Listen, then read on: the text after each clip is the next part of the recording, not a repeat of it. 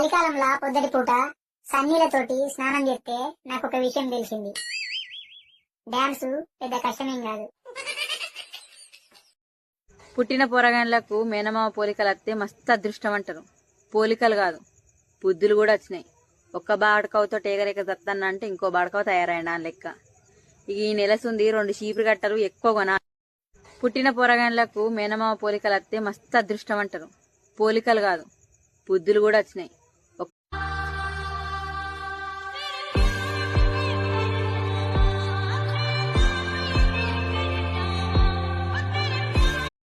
చలికాలంలో పొద్దటి పూట సన్నీలతోటి స్నానం చేస్తే నాకు ఒక విషయం తెలిసింది.